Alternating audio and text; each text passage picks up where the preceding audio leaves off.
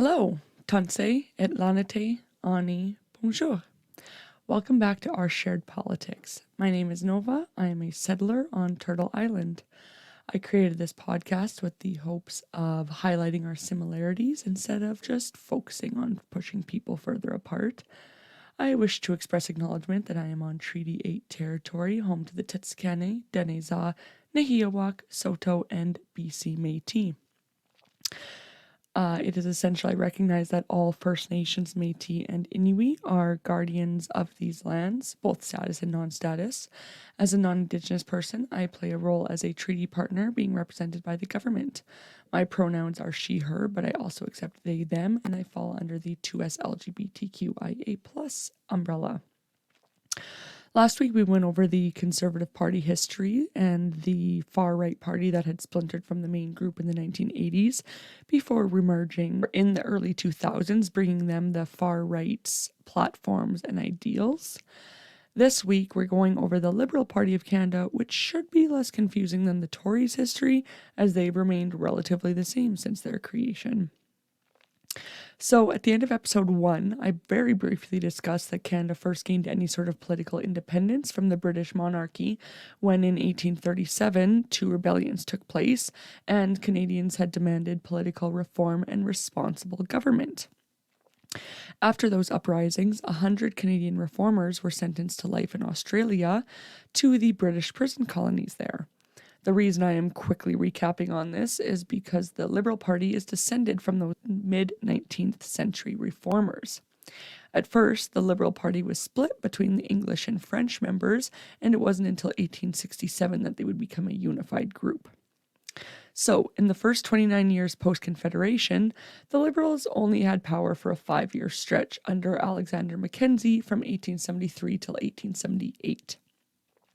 Although it was very short-lived, they were able to bring in many reforms, including dismantling the open voting system and bringing in the secret ballot, confined elections to only one day, created the Supreme Court of Canada, the Royal Military College of Canada, and the Office of the Auditor General.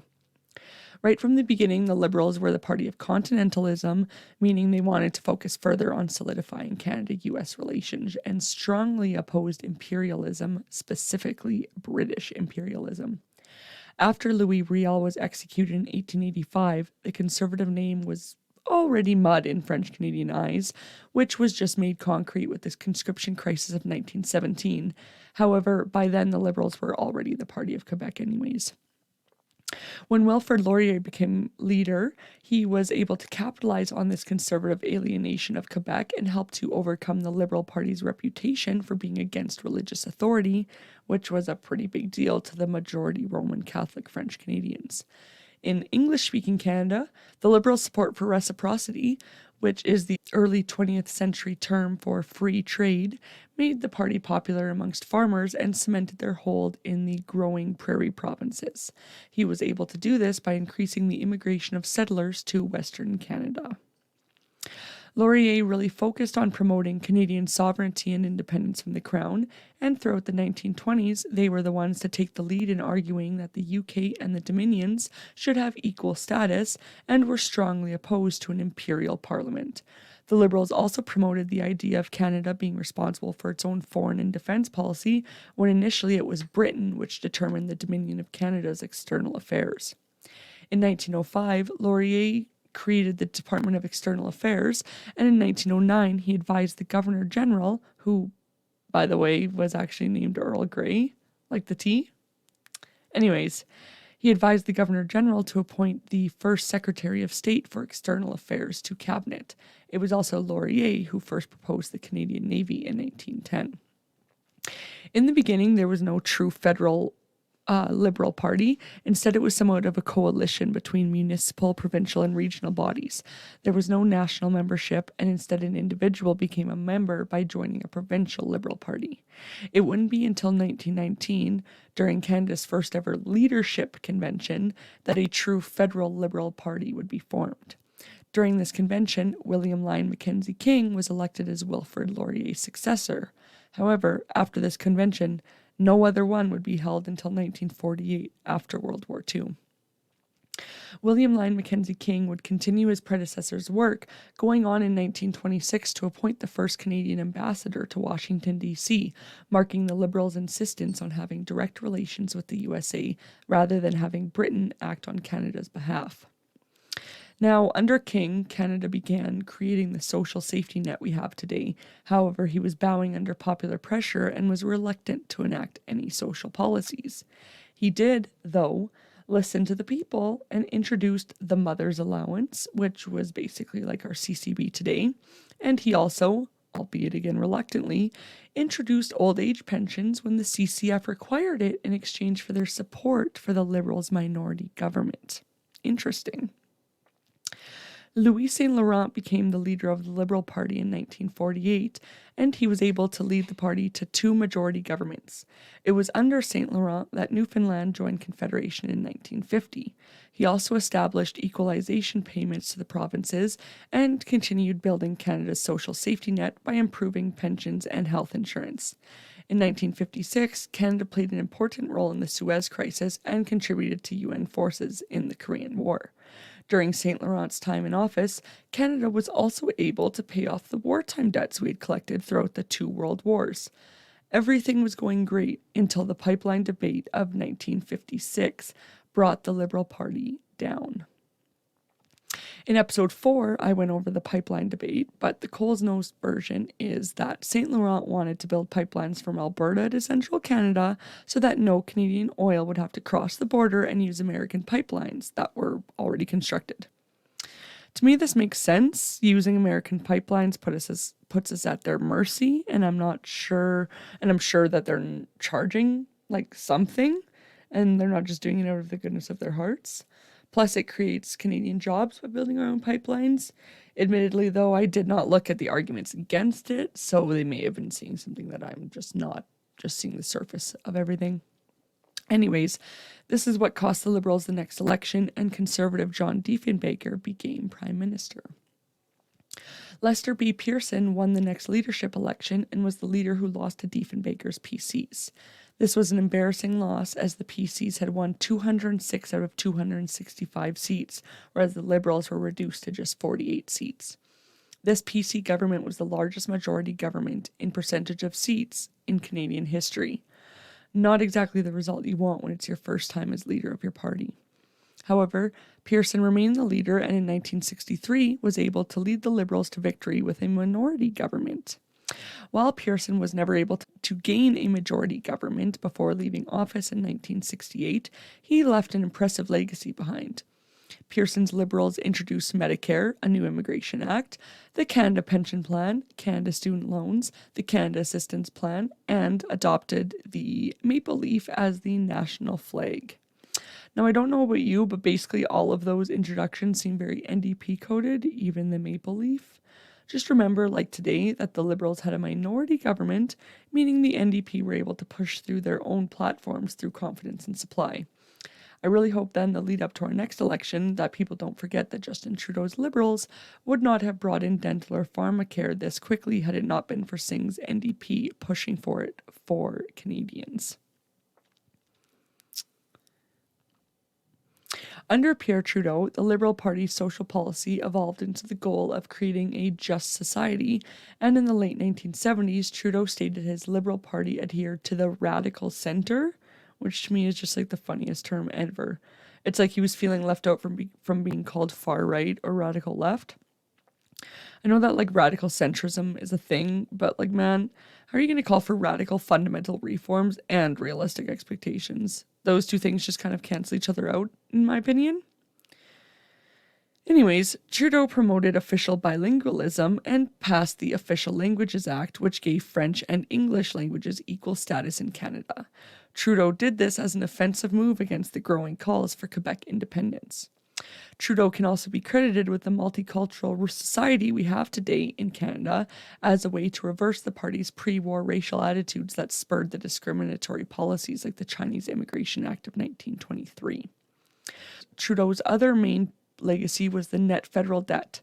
When Trudeau took office in 1968, the debt was at about $18 billion, or 26% of the GDP. By his final year in office, 1984, it had grown to over $200 billion, 46% of our GDP. During the 90s and early aughts, the Chrétien Liberals took advantage of the breakup and rebrandings happening in the Conservative Party and were able to dominate the Canadian political sphere. While the Chrétien Liberals campaigned from the left, their time in power is most marked by the cuts made to many social programs, including health transfers, in order to balance the federal budget. In contrast to their promises made during the 1993 campaign, they implemented only minor changes to NAFTA, embraced free trade, and broke their promise to replace the GST that Mulroney had brought in. In Chrétien's final weeks as Prime Minister, he introduced legislation to reduce the maximum allowable donation to a political party or candidate to $5,000. This came as a surprise to even his own supporters, as Chrétien had not done anything about election financing over any other point over his 10 years in office. Some thought the move allowed Chrétien to retire on a positive note, while saddling his long-standing rival and successor, Paul Martin, with the burden of having to win an election under strict new rules. I believe we went over the sponsorship scandal in depth in episode 5, but basically advertising agencies who supported the Liberal Party received grossly inflated commissions for their services, and this was the next downfall for the Liberal Party. Martin was able to pull through the 2004 election with a minority government, but as you might remember, that didn't last very long. In 2006, after Harper took office with his own minority government, the Liberal leadership election began and Stéphane Dion became leader of the party. It was Dion who created the Green Shift following his election as leader. The Green Shift proposed creating a carbon tax that would be offset with reductions to income tax rates. This plan was never well received and was attacked mercilessly by both the Tories and the NDP. After the 2008 federal election, the Liberals won only 26% of the popular support, the lowest in the party's history at the time. Weeks later, Dion announced he would step down once his successor was chosen. Michael Ignatieff was then named leader of the Liberal Party in May 2009, and at first he was well received by Canadians. Support fell for Ignatieff when, just 1 year after the last election, he put forth a non-confidence motion in an attempt to force an election. Canadians, though, did not want another election so soon after the last, and afterwards popularity for the Liberals and Ignatieff fell. After Harper's government was found in contempt of Parliament, Ignatieff successfully introduced his motion of confidence, which began the 2011 election. He was successful finally. During the campaigning, Ignatieff squeezed NDP leader Jack Layton out of media attention by issuing challenges to Harper for one-on-one debates. That's skeevy. Layton took the chance during the leadership debates to criticize Ignatieff for having a poor attendance record in the House of Commons votes, saying, quote, "You know, most Canadians, if they don't show up for work, they don't get a promotion," end quote. Ignatieff failed to defend himself against these allegations, and the debates ended up being a turning point in the campaign. On Election Day 2011, the Liberals took the biggest loss in their history, with only 19% of the vote. Ignatieff was defeated in his own riding and stepped down as Liberal leader shortly thereafter, with an interim leader chosen. In April 2013, Justin Trudeau won leadership of the Liberal Party on the first ballot, winning 80% of the vote. Following his win, support for the Liberal Party increased considerably, and the party moved into first place in public opinion polls. In 2014, Trudeau removed all Liberal senators from the Liberal Party caucus, saying the purpose of the unelected upper chamber is to act as a check on the powers of the Prime Minister, but party structures interfere with that purpose. Liberal senators chose to keep the designation Liberal and sat together as a caucus, but they were not supported by the Liberal Party of Canada. In 2015, Trudeau won a majority government, becoming the first party in Canadian history to win a parliamentary majority after being reduced to third place in the previous general election.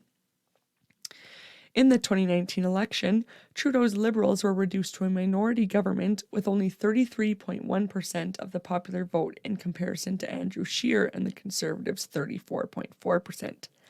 This marked the first time a government took power with less than 35% of the popular vote since John A. Macdonald in 1867, who only had 34.8% in Canada's very first election. On June 17th, 2021, opposition parties voted to declare the Liberal government in contempt of Parliament for refusing to provide unredacted documents to the House of Commons that could explain the firing of 2 scientists from Canada's top infectious disease lab in Winnipeg amid concerns over their ties with Chinese military research. The vote passed 176 to 150. There were more than 250 pages of records on the matter that had been withheld from MPs. The contempt vote was made possible by a ruling from Speaker of the House on June 16, 2021, that the Liberal government breached parliamentary privileges by failing to provide documents to the House that would explain the firing of the 2 scientists. The motion adopted by the Conservatives, Bloc Québécois, and NDP censured the Public Health Agency of Canada for failing to produce the requested records. It also ordered PHAC President Ian Stewart to appear before the Commons on June 21, 2021, to be admonished and to produce the confidential documents. The vote to summon Mr. Stewart before the bar invokes rare powers of the House. He was required to stand at the bar, a brass rod extending across the floor of the House of the Commons, to be admonished.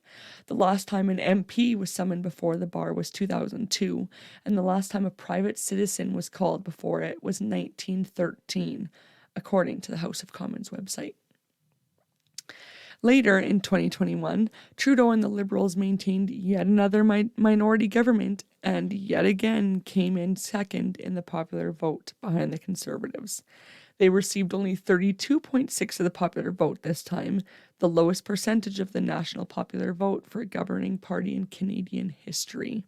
Now, I don't like the Tories, and I didn't vote for Trudeau, but I really don't like learning that less than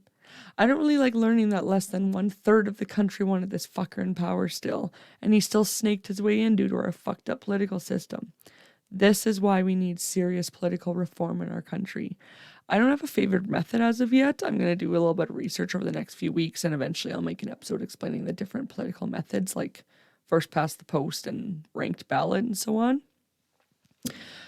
In March 2022, the Liberal and NDP parties agreed to a confidence and supply deal, which seems to be on shaky grounds right now. I personally think Trudeau is going to do everything in his power to keep the NDP happy until after the US election at the end of this year to see what he needs to do going forward. I think this year is going to be a big one for North America, politically, and it would be remiss to say I'm not super worried about what's going to happen in November this year down there. So that is basically my episode for today. Just a quick recap and focus specifically on the Liberal Party and their policies. Next week, we'll go over the Green Party, Bloc Québécois, and People's Party of Canada, which shouldn't take too long for any single party, as they're all relatively new in the grand scheme of our political system. I didn't get into too much today here, because I feel like a lot of this stuff is just recapping what we've already went over in the last however many episodes. And I'm not here to just bore you. So this is just a quick kind of recap specifically on the Liberal Party. And next week, we'll just kind of go over the additional options. As always, thank you for joining me today. I drop a new episode every Monday morning at midnight. So check back in next week to see what I'll be sharing with you then. If you learned something new today, it'd be awesome if you'd click that button and follow along for next time. Or if you'd like to contact me with feedback, you can email me at oursharedpodcast@gmail.com. Take care, Polar Bear.